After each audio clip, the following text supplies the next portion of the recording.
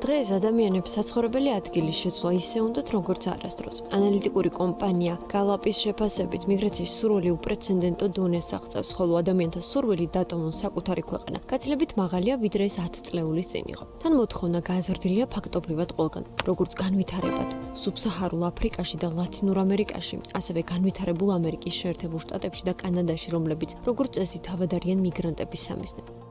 გელაპის ბოლო კვლევით გლობალურად მიგრაციაზე ზრდასრულთა 16% ფიქრობს, რაც დაახლოებით 900 მილიონი ადამიანი. აღნიშნული მონაცემებით ემიგრაციის ყველაზე მაღალი სურვილი სუბსაჰარულ აფრიკაში დაფიქსირდა, ყველაზე დაბალი კი აღმოსავლეთ აზიაში.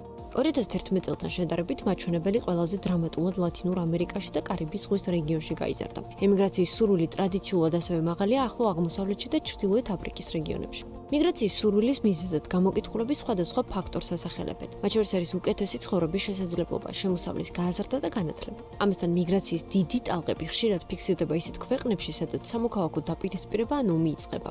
ბოლო წლებში მიგრანტების დიდი ნაკადი სირიიდან და უკრაინიდან წამოვიდა, რომელთა უდიდესი ნაწილი მეზობელმა სახელმწიფოებმა და ევროკავშირმა მიიღეს. ამჟამად სოფლიოში კიდევ ერთი კონფლიქტი მძვინვარებს, რომელმაც ესკალაციის შემთხვევაში შესაძლოა მიგრაციის ახალი ტალღა გამოიწვიოს. ამ შემთხვევაში ისრაელს და ირანს შორის მიმდინარე სამხედრო დაპირისპირებას გულისხმობთ, რომელსაც შესაძლოა ჰუმანიტარული კრიზისიც მოხვდეს.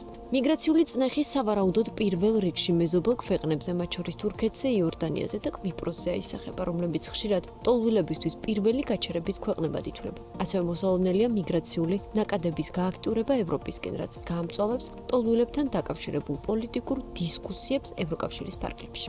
თუ დაპირისპირება მხოლოდ ლოკალური შეტაკებებით შემოიფარგლება, მაგალითად დრონების და რაკეტების ცალკეული გაცვლით ან საჰაერო დარტყმებით კონკრეტულ სამიზნეებზე, მაშინ მოსალოდნელია შიდა გადაადგილება ორივე ქვეყანაში. ისრაელში, განსაკუთრებით ჩრდილოეთ რეგიონებში ან ღაზას მიმდებარე ტერიტორიებზე, ცხოვრება მოსახლეობამ შესაძლოა დროებით დატოვოს საცხოვრებელი ადგილი, რაც დაახლოებით 100,000-250,000 ადამიანის გადაადგილებას ნიშნავს. ირანში განსაკუთრებით დიდი ქალაქების ან სტრატეგიული ობიექტების შეტევის შემთხვევაში, შიდა მიგრაცია შეიძლება 300,000-დან 500,000-მდე ადამიანს შეეხოს. თუმცა, თუ კონფლიქტი გადაიზარდა სრულმასშტაბიან სამხედრო მოქმედებებში, მაგალითად ამერიკის შეერთებული შტატების ან სხვა რეგიონული მოთამაშეების ჩართვით, მიგრაციული შედეგები გაცილებით მძიმე იქნება. ამ შემთხვევაში შესაძლოა მიგრაციის ახალი ტალღა წამოვიდეს ირანიდან, ლიბანიდან, სირიიდან, პალესტინიდან და იემენიდან. რეგიონში გადაადგილებულთა საერთო რაოდენობა შეიძლება 2-დან 5 მილიონამდე მიაღწიოს, მათგან ნაწილმა შეიძლება თავი შეაფაროს თურქეთს, იორდანიას ან ერაყს, ხოლო დაახლოებით მილიონი ადამიანი ეცდება ევროპაში გადასვლას ძირითადად ბალკანეთის მარშრუტით.